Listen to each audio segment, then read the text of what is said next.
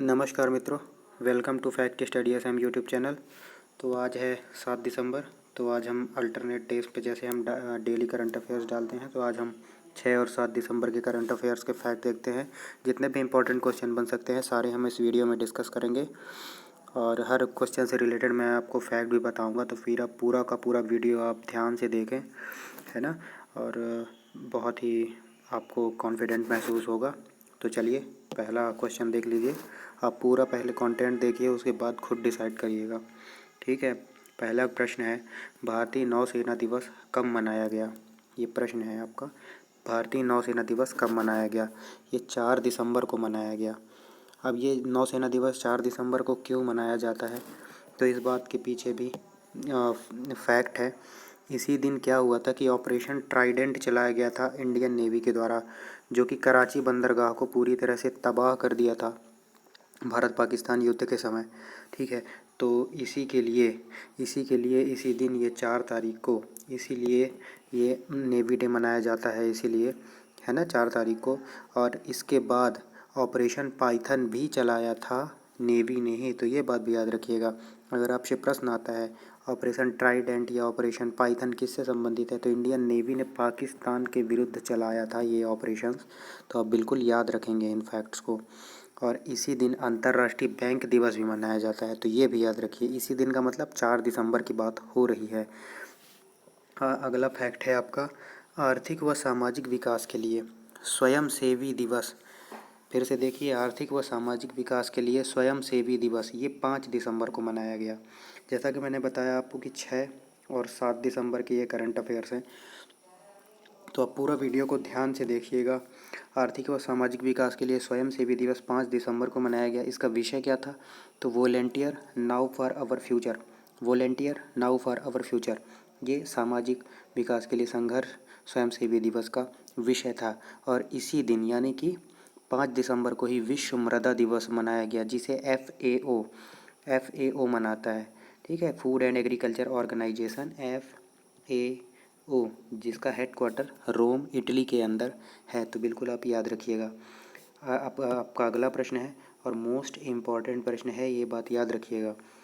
देश में ही निर्मित है, CDAC ने बनाया है इसे। CDAC ऐसे भी लिखा जाता है, CDAC ऐसे भी लिखा जाता है, ठीक है।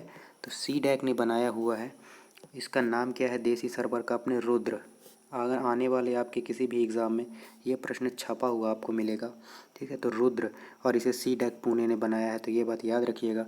और इससे संबंधित आप तथ्य देख सकते हैं कि नासा ने एक प्लानिटरी स्पेस क्राफ्ट क्या क्या लॉन्च किया है, डार्ट, DART। इसका फुल फॉर्म क्या है? डबल आप अच्छे से देख लीजिए यहाँ पे क्या है ना, double steroid redirection test, DART, DART, double steroid redirection test इसका नाम है। ये डार्ट मिशन किसका है? नासा का है। ये क्या करेगा कि जो क्षुद्र ग्रह, पहले तो जान लीजिए क्षुद्र ग्रह किसके किसके बीच होते हैं, तो मंगल और बृहस्पति के बीच क्षुद्र ग्रह पाए जाते हैं। तो कोई भी क्षुद्र ग्रह पृथ्वी की तरफ आएगा तो ये डार्ट मिशन जो चल रहा है ये इसी के लिए है कि जैसे ही कोई क्षुद्र ग्रह पृथ्वी की तरफ आता है तो ये यहाँ से अपने सैटेलाइट्स के माध्यम से उसकी या तो दिशा परिवर्तन कर देंगे उस एस्टेरॉइड की, उस क्षुद्र ग्रह की, या तो उसे नष्ट कर देंगे। तो इसीलिए ये डार्ट मिशन चलाया जा रहा है और पृथ्वी को नुकसान होने से बचा लिया जाएगा। तो यही नासा का उद्देश्य है डार्ट मिशन का याद रखिएगा। जैसे आपकी तरफ कोई भी चीज़ फेंकी जाती है तो आप भी उसकी तरफ, आपकी तरफ एक पत्थर फेंका गया तो आप भी उसकी तरफ पत्थर फेंको, सीधा जाके टकराएगा। या तो वो आपका पत्थर शक्तिशाली होगा तो उस पत्थर को आपकी तरफ आने वाले पत्थर को पूरी तरह से ख़त्म कर देगा, या तो उस पत्थर की दिशा बदल देगा जिससे आपको वो पत्थर नुकसान नहीं पहुंचा पाएगा। तो सेम ऐसा ही डार्ट मिशन में किया जाएगा, याद रखिएगा। अगला आपका फैक्ट है वायुसेना के लिए उपग्रह कौन सा है, आपसे पूछेगा। तो GSAT-7C ये वायुसेना के लिए उपग्रह है, अपने भारतीय वायुसेना के लिए। और नेवी के लिए GSAT-7 है, C हटा देंगे तो नेवी के लिए हो जाएगा GSAT-7, जिसे रुक्मणी भी कहा जाता है। तो इतनी सारी चीज़ें आपको याद रखनी है। अगला प्रश्न है आपका, बिल्कुल स्ट्रेट फॉरवर्ड प्रश्न है। 2021 एशिया यूथ पैरा ओलंपिक में गोल्ड मेडल किसने जीता है? एशिया यूथ पैरा ओलंपिक में गोल्ड मेडल किसने जीता है? तो कशिश लाकड़ा, इन्होंने क्लब थ्रो में गोल्ड मेडल जीता है Asian youth para Olympic gold में। तो ये बात बिल्कुल आप याद रखेंगे, नहीं भूलेंगे। और एशियन पैरा ओलंपिक गेम्स में जो ओपनिंग सेरेमनी थी उसमें ध्वजावाहक थे टेक चंद। तो इसमें कोई कन्फ्यूज़न मत रखिएगा, टेक चंद थे ध्वजावाहक पैरालंपिक के। और ओलंपिक पैरालंपिक गेम्स का जो मोटो शुभंकर था वो क्या था? सुमैटी। ये बात भी याद रखेंगे। और मैराइटोबा नॉर्मल ओलंपिक गेमों का था। अगला प्रश्न है, बैडमिंटन वर्ल्ड फेडरेशन का मेल ऑफ द ईयर ये पुरस्कार किसे मिला है? मोस्ट इम्पॉर्टेंट क्वेश्चन है। BWF बैडमिंटन वर्ल्ड फेडरेशन का mail player of the year किसे चुना गया है? वेक्टर एक्सेल्सन, ये डेनमार्क के खिलाड़ी हैं वेक्टर एक्सेल्सन, और इन्हें मिला है BWF mail player of the year का पुरस्कार। तो ये बात याद रखेंगे। अगला प्रश्न है, 4 सूत्री कार्यक्रम ये किन दो देशों के बीच शुरू हुआ? तो भारत और श्रीलंका के बीच 4 सूत्री कार्यक्रम पर हस्ताक्षर हुए हैं। अब इससे संबंधित आप तथ्य देख लीजिए। अब्राहम अकॉर्ड या अब्राहम समझौता आपसे पूछता है किन दो देशों के बीच हुआ है अब्राहम समझौता या अब्राहम अकॉर्ड? तो इज़राइल और UAE के बीच अब्राहम समझौता हुआ है। मोस्ट इम्पॉर्टेंट क्वेश्चन है। मंगल के लिए होप मिशन भी UAE ही चला रहा है और UAE 10 वर्षों के लिए गोल्डन वीज़ा भी दे रहा है। तो ये बात भी याद रखेंगे। और सलमा डैम और सहतूत बंद कहाँ पर है? तो ये अफ़गानिस्तान में है। इसे सलमा डैम को अफ़गानिस्तान इंडिया फ्रेंडशिप बांध भी कहा जाता है। ये बात भी याद रखिएगा। और भारत ने बांग्लादेश को 3 बीघा कॉरिडोर दिया है 100वें संविधान संशोधन के तहत। अगर आपसे पूछता है 3 बीघा कॉरिडोर विवाद किन दो देशों के मध्य है? तो भारत और बांग्लादेश के मध्य है। ये बात भी याद रखेंगे। और 101वां संविधान संशोधन किससे संबंधित है? 100वां तो आपका 3 बीघा कॉरिडोर से संबंधित हो गया। 101वां संविधान संशोधन GST से संबंधित हो गया। 102वां संविधान संशोधन OBC से संबंधित हो गया। 103वां संविधान संशोधन इकोनॉमिक वीकर सेक्शन के लिए हो गया, EWS के लिए। और एक और प्रश्न, अब बहुत ही शानदार प्रश्न है। भारत की एकमात्र क्रिएटिव सिटी जिसे यूनेस्को ने घोषित किया है, ये मोस्ट इम्पॉर्टेंट छपने वाला प्रश्न है। ये भारत की एकमात्र क्रिएटिव सिटी जिसे यूनेस्को ने घोषित किया है वो श्रीनगर है। तो ये बात भी याद रखिएगा। और UAE 80 राफेल विमान फ्रांस से खरीद रहा है। ये बात भी आप याद रखेंगे। इतनी सारी चीज़ें आपको नोट करनी है, नोट करते चलिएगा। वीडियो को थोड़ा सा धीमा भी कर लीजिएगा, मैं थोड़ा तेज़ करता हूँ क्योंकि आपका जल्दी से जल्दी समय बिल्कुल भी बर्बाद ना हो और जल्दी से आपका ये सारे फैक्ट्स कवर हो जाएँ। समझाना रहता है जहाँ पे तो समझा भी देता हूँ। अबू धाबी राजधानी है UAE की और दिरहम यहाँ पे मुद्रा चलती है। तो इतनी सारी चीज़ें आप नोट कर लीजिए।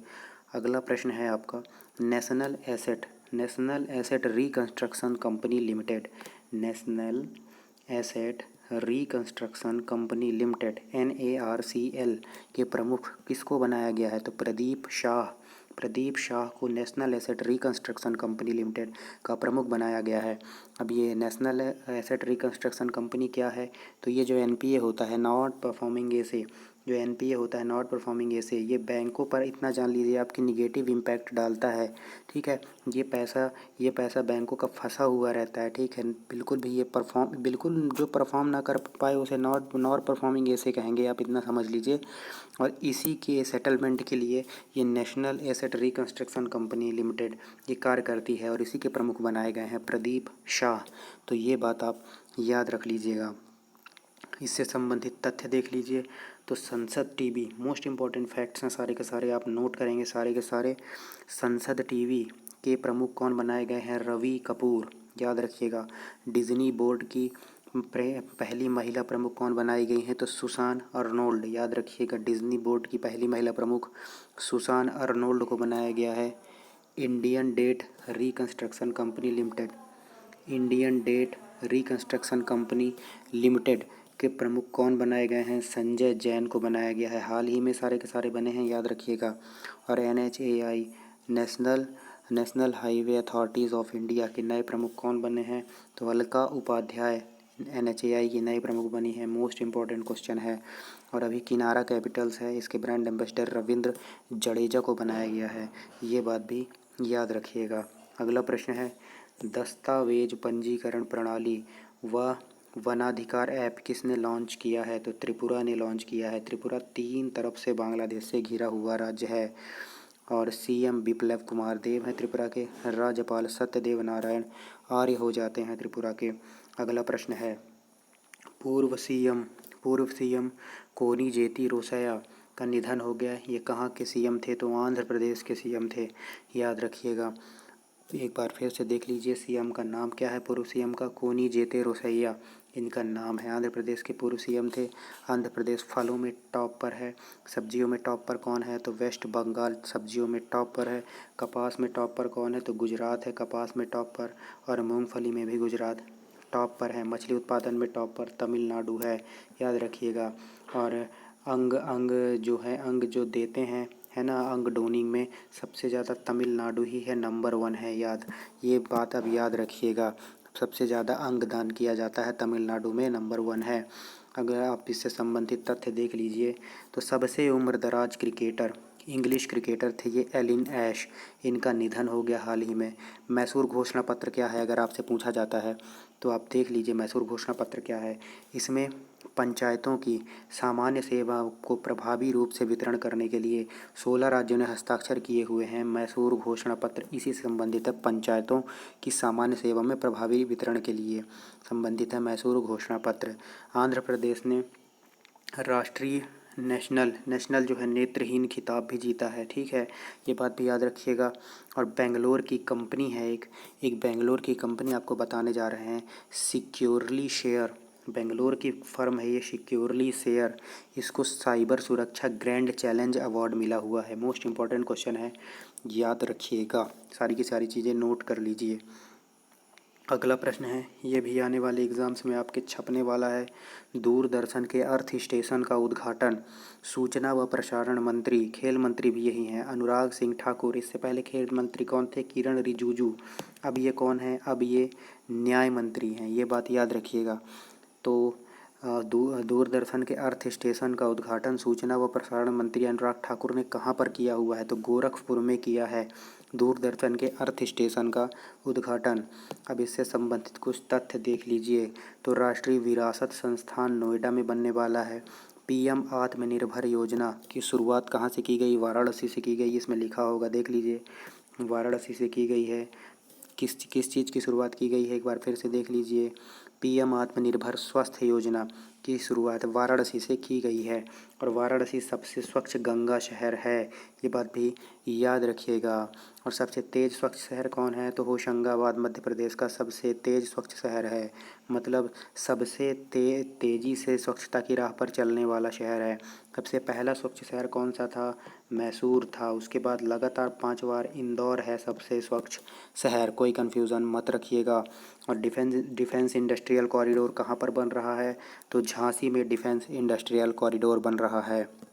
ये प्रश्न मुझे लगता है कि आपके आने वाले एग्ज़ाम्स में छपा हुआ है कि सभी 10 विकेट लेकर तीसरा खिलाड़ी बन गया है। टेस्ट में सभी 10 विकेट लेकर तीसरा खिलाड़ी कौन बन गया है? एजाज़ पटेल।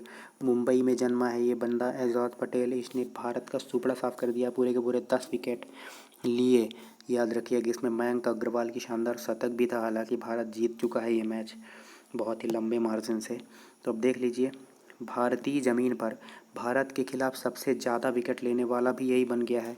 मुंबई में जन्मा है, इसने 14 विकेट लिए टोटल। पहली पारी में 10 और दूसरी पारी में 4 विकेट लिए, टोटल 14 विकेट लिए हैं एजाज़ पटेल ने। और न्यूजीलैंड के लिए खेलता है ये बंदा। संबंधित तथ्य देख लीजिए, विजय हजारे ट्रॉफी को कौन जीता? मुंबई जीता। सैयद मुश्ताक अली ट्रॉफी को तमिलनाडु ने जीता कर्नाटक को हराकर, तो ये बात भी याद रखिएगा। दृष्टिहीन टूर्नामेंट मैंने आपको बताया आंध्र प्रदेश ने जीता। और पहले व्यक्ति कौन थे जिन्होंने सभी के सभी 10 विकेट्स लिए थे? तो जिम लेकर। इनका ऐसे याद रख सकते हैं कि जिम ने सारे विकेट लेकर चले गए, ठीक है, तो जिम लेकर मैंने ऐसे ही रटा था। और दूसरे व्यक्ति थे कि जिम लेकर ने ऑस्ट्रेलिया के खिलाफ ये कारनामा किया था। और अनिल कुंबले ने अपने पड़ोसी पाकिस्तान का सुपड़ा साफ किया था। पूरे के पूरे 10 विकेट लिए थे। ऐसा करने वाले ये दूसरे गेंदबाज थे और इतिहास के तीसरे गेंदबाज बन गए हैं एजाज पटेल। तो मोस्ट इंपॉर्टेंट क्वेश्चन आपके लिए बन जाता है। और ये दोनों फैक्ट भी याद रखिएगा, जिम लेकर और दूसरे थे अनिल कुंबले। अगला प्रश्न है, मैंने इसके लिए शॉर्ट वीडियो भी बनाया हुआ था क्योंकि ये न्यूज़ में चल ही रहा था। पाइका विद्रोह को हाल ही में पहला स्वतंत्रता संग्राम मानने से केंद्र सरकार ने मना कर दिया है। ठीक है, इनकार कर दिया है। यह कहाँ पर हुआ था? उड़ीसा में हुआ था, मैंने आपको बताया था। और बख्शी जगबंधु के नेतृत्व में हुआ था। ठीक है, तो ये बात याद रखिएगा। ये उड़ीसा के शासकों का एक किसानों का ग्रुप था जो कि समय आने पर अपने राजा की सहायता किया करते थे और बख्शी जगबंधु के नेतृत्व में ये पाइका विद्रोह हुआ था। इतनी सारी चीज़ें याद रखिएगा। अब ये मोस्ट कन्फ्यूजिंग क्वेश्चन आपके सामने, अलीपुर, ये अलीपुर है, अलरपुर नहीं है। अलीपुर जूलॉजिकल गार्डन ये कहाँ पर है? तो ये वेस्ट बंगाल में है, याद रखेंगे। यह अलीपुर देखकर आप उत्तर प्रदेश ना लगा दीजिएगा। यहाँ पे एक सिस्टम शुरू हुआ है यहाँ पे अभी कि आप किसी भी पशुओं को आप गोद ले सकते हैं और उनकी देखभाल करवा सकते हैं। तो इसीलिए ये न्यूज़ में था, Alipore zoological garden West Bengal में है। इससे संबंधित तथ्य देख लीजिए। स्टूडेंट क्रेडिट कार्ड योजना बंगाल में चल रही है। माँ भोजन 5 रुपये में थाली दी जाती है भी बंगाल में। स्नेहर पोरोश योजना चल रही है। प्रोचेस्टा योजना चल रही है। ममता बनर्जी यहाँ की सीएम है, तृणमूल कांग्रेस की हैं। और जगदीप धनखड़ यहाँ के गवर्नर हैं। तो ये बात भी याद रखिएगा। और कोलकाता इसकी राजधानी है और कोलकाता हुगली नदी के किनारे है, ये बात भी याद रखेंगे। अगला प्रश्न, सुमेरु ज्वालामुखी जाबा द्वीप पर फटा है, ये कहाँ है? इंडोनेशिया में है, याद रखेंगे। जोको विडोडो यहाँ के प्रमुख हैं इंडोनेशिया के। और रुफिया यहाँ पे मुद्रा चलती है। और जकार्ता यहाँ की राजधानी है। और ये दुनिया का सबसे तेज़ी से डूबता हुआ शहर जकार्ता ही है। तो ये बात भी याद रखेंगे। आसियान का मुख्यालय भी जकार्ता में है। और अगर G20 का मुख्यालय आपसे पूछता है तो G20 का मुख्यालय कहीं नहीं है। G20 का मुख्यालय वही होता है जो इसकी अध्यक्षता करता है। तो याद रखेंगे 2023 में भारत इसकी अध्यक्षता कर रहा है। और दुनिया का सबसे तेज़ी से डूबता हुआ शहर है जकार्ता, जैसे कि मैंने बताया। इसीलिए इन्होंने अपनी राजधानी बोर्नियो द्वीप पर ईस्ट कालीमंतन में शिफ्ट करने की घोषणा की है, ये बात भी याद रखेंगे। और इससे संबंधित तथ्य भी है। 2020 का G20 भी इंडोनेशिया में होने वाला है। 2021 का हुआ इटली में, 20 का हुआ जापान में और 23 का होगा भारत में। और इस बार पिछली बार के ट्रैकिया में कौन शामिल था? तो जापान शामिल था, इटली शामिल था और इंडोनेशिया शामिल था। इस बार के ट्रैकिया में कौन शामिल है? ये G20 वाले ग्रुप ही होते हैं। अब जापान हट गया, आगे के 3 तो इटली, इंडोनेशिया और इंडिया ये ट्रैकिया में शामिल हैं। तो ये बात भी याद रखेंगे, III। ठीक है, थॉमस कप भी, अभी बैडमिंटन का थॉमस कप भी इंडोनेशिया ने जीता। फीफा मेल अंडर 20 विश्व कप भी 2023 में इंडोनेशिया में होना है। आसियान का मुख्यालय मैंने बताया आपको जकार्ता में है। और हम गरुड़ शक्ति सैन्य अभ्यास भी करते हैं इंडोनेशिया के साथ। और अभी हमने सुंड्रा स्ट्रेट में समुद्र शक्ति सैन्य अभ्यास भी किया हुआ है इंडोनेशिया के साथ। और कारपेट भी किया हुआ है हमने इंडोनेशिया के ही साथ। अगला प्रश्न है आपका, 6 दिसंबर को भारत की यात्रा पर कौन आएंगे? तो व्लादिमीर पुतिन, रशियन राष्ट्रपति, ये आने वाले हैं, याद रखिएगा बिल्कुल। और ईस्ट इकोनॉमिक फोरम व्लादिवोस्तोक में हुआ था रशिया में, तो ये बात भी याद रखेंगे। और रशिया के 325वें नेवी डेबर INS तबर गया था, ये बात भी याद रखेंगे। और यहाँ पर F500 डिफेंस सिस्टम के विषय में भी आप चर्चा हो सकती है। भारत ले सकता है, मना सकता है रशिया को। अगला प्रश्न है, पाकिस्तान को $3 अरब की भीख कौन दे रहा है? गरीब पाकिस्तान को $3 अरब की भीख कौन दे रहा है? तो सऊदी अरब दे रहा है, ये बात भी याद रखिएगा। अगला प्रश्न है, बैक टू वर्क योजना ये कौन से राज्य सरकार ने चलाई? तो राजस्थान राज्य ने चलाई बैक टू वर्क योजना। ठीक है, और लॉकडाउन में जो सबके वर्क ये छीन गए थे सबका काम, तो बैक टू वर्क योजना राजस्थान की है। इससे संबंधित तथ्य देख लीजिए। स्टैचू ऑफ पीस पाली में है, जबकि स्टैचू ऑफ यूनिटी वो गुजरात में है। तो दोनों अलग अलग चीज़ें हैं, याद रखिएगा। स्टैचू ऑफ पीस पाली में है, प्रश्न पूछा हुआ था और उसमें गुजरात भी ऑप्शन में था, तो बिल्कुल कंफ्यूज मत होइएगा। अंगदाता स्मारक जयपुर में है। और अंगदान में टॉप नंबर पर मैंने बताया आपको तमिलनाडु है। BSF ने ऑपरेशन सरधावा भी चला रखी है यहाँ पर। और इंदिरा गांधी शहरी क्रेडिट कार्ड योजना भी यहीं पर है। कहाँ पर? राजस्थान में। और रामधर विषधारी 52वां टाइगर रिजर्व है और 51वां टाइगर रिजर्व कौन है? श्री मेघमलाई श्री विलपुत्तूर। और 53वां टाइगर रिजर्व कौन सा है? तो गुरु घासीदास टाइगर रिजर्व, जो कि छत्तीसगढ़ में है।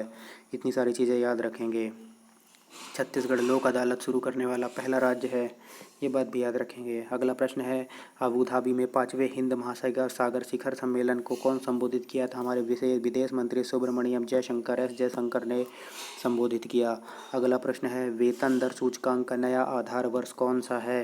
वेतन दर सूचकांक का नया आधार वर्ष क्या होगा? 2016। याद रखिएगा, इंपॉर्टेंट प्रश्न है। वेतन दर सूचकांक का नया आधार वर्ष 2016 होगा। अगला प्रश्न है, लोक लेखा समिति के 100 वर्ष पूरे हो गए, इसके अध्यक्ष कौन है? तो इसका अध्यक्ष हमेशा विपक्ष का बंदा ही होता है, विपक्ष का नेता, और अभी हैं अधीर रंजन चौधरी, जो कि लोक लेखा समिति के अध्यक्ष हैं। और इसमें 15 सदस्य लोकसभा के रहते हैं, 7 सदस्य राज्यसभा के रहते हैं, टोटल 22 सदस्य रहते हैं लोक लेखा समिति में। ठीक है, हमेशा विपक्ष का नेता होता है, मैंने बताया। और लोकसभा के स्पीकर की नियुक्ति राष्ट्रपति नहीं करते हैं, लोकसभा स्पीकर के द्वारा करते हैं। ठीक है, लोक लेखा समिति के अध्यक्ष की नियुक्ति। और कोई भी विधेयक धन विधेयक है कि नहीं, इस बात की पुष्टि भी लोकसभा स्पीकर ही करते हैं। जबकि 17 और 17 विभूत जो है, जो दोनों सभा की संयुक्त बैठक जो बुलाई जाती है, वो राष्ट्रपति के द्वारा ही बुलाई जाती है, तो ये बात भी याद रखेंगे। अगला प्रश्न है, एक्वेरिन सैन्य अभ्यास 21 दो देशों के बीच हुआ, तो भारत व मालदीव्स के बीच एक्वेरिन सैन्य अभ्यास हुआ, और मालदीव्स में ही हुआ, और ये 11वां संस्करण था। इसका तथ्य देख लीजिए। यूनाइटेड नेशन की 76वीं महासभा का अध्यक्ष कौन था? तो यहीं के बंदे थे, मालदीव्स के विदेश सचिव हैं अब्दुल्ला शाहिद। ये यूनाइटेड नेशन 76वीं महासभा के अध्यक्ष थे। 75वीं के एंटोनियो गुटेरस हैं। अगला प्रश्न है, भारत की पहली प्लाज्मिड डीएनए वैक्सीन कौन सी है? तो ज़ाइकोव डी भारत की पहली प्लाज्मिड डीएनए वैक्सीन है, और इसे हाल ही में 7 राज्यों में 12 से 19 साल के बच्चों पर ये लगाए जाने के लिए अनुमति दी गई है, ज़ाइकोव डी को। और ये नीडल लेस याद रखिएगा, नीडल लेस है बिल्कुल भी ये। इसके तथ्य देख लीजिए। कोवैक्सीन को भारत बायोटेक ने बनाया है, और इसमें मृत वायरस को यूज़ किया गया है। कोविशील्ड को सीरम इंस्टीट्यूट ऑफ इंडिया ने बनाया है, जो कि ऑक्सफोर्ड और एस्ट्राजेनिका ने इसका फार्मूला दिया था, और इसे बनाने का काम सीरम इंस्टीट्यूट ऑफ इंडिया ने किया है। इसमें जीवित वायरस का उपयोग किया गया है। अगला क्वेश्चन है आपका, 2024 तक भारत में कितने परमाणु रिएक्टर्स होंगे? तो 9 परमाणु रिएक्टर्स होंगे। याद रखिएगा, काकरापारा परमाणु रिएक्टर गुजरात में है, ये बात भी याद रखिएगा। चॉकलेट बॉर्डर्ड फ्लेयर तितली कहाँ पर खोजी गई है? चॉकलेट बॉर्डर फ्लेयर तितली ये सिक्किम में खोजी गई है। सिक्किम में कंचनजंगा नेशनल पार्क भी है, जो कि भारत की सबसे ऊंची चोटी भी है कंचनजंगा। और ये क्वेश्चन मैं सोचता हूँ कि आपके प्रश्न पत्र में आना ही है। कैसर ए हिंद को राज्य तितली किसने घोषित किया है? तो अरुणाचल प्रदेश ने कैसर ए हिंद को राज्य तितली घोषित किया हुआ है, तो याद रखिएगा। और पक्के पागा हॉर्नबिल फेस्टिवल ही अरुणाचल प्रदेश में होता है, जबकि हॉर्नबिल फेस्टिवल नागालैंड में होता है। और नागालैंड ने call your cop mobile app भी लॉन्च किया है अभी, ये बात भी याद रखिएगा। अगला प्रश्न है, मोस्ट इम्पॉर्टेंट प्रश्न इसको बोला जा सकता है, थंबनेल में भी मैंने इसको लगाया हुआ है कि सांस्कृतिक विरासत संरक्षण विरासत 2021 के लिए सांस्कृतिक विरासत संरक्षण विरासत 2021 के लिए यूनेस्को के एशिया पैसिफिक पुरस्कार से किससे सम्मानित किया गया है? तो निज़ामुद्दीन बस्ती, जो कि नई दिल्ली में है, इसे यूनेस्को ने सांस्कृतिक विरासत स्थल घोषित किया है। मोस्ट इम्पॉर्टेंट क्वेश्चन है, आपके एग्ज़ाम्स में आएगा ही, निज़ामुद्दीन बस्ती, याद रख लीजिएगा ये बात। और चलिए अगला प्रश्न देख लीजिए, विकलांगों के सशक्तिकरण में टॉप पर कौन है? तो तमिलनाडु विकलांगों के सशक्तिकरण में टॉप पर है। इसके तथ्य देख लीजिए। अंगदान और मछली उत्पादन में टॉप पर है, मैं आपको बता चुका हूँ। अगला प्रश्न, एल्युम निगुनम प्याज को कहाँ पर खोजा गया है हाल ही में? तो उत्तराखंड में इस नए किस्म के प्याज को खोजा गया है। तथ्य देख लीजिए। टिहरी बांध यही उत्तराखंड में है, कोटेश्वर बांध उत्तराखंड में है, तपोवन विष्णुगढ़ बांध भी उत्तराखंड में है, और किशाऊ बांध और पंचेश्वर बांध भी उत्तराखंड में ही है। तो ये आपका आखिरी प्रश्न आज का समाप्त हुआ। आज का करंट अफेयर समाप्त हुआ और बहुत बहुत धन्यवाद आपका वीडियो देखने के लिए। मैं बीच में कभी भी आपको ये नहीं बोलता हूँ कि आप हमारे वीडियो को लाइक कर दीजिए, चैनल को सब्सक्राइब कर दीजिए।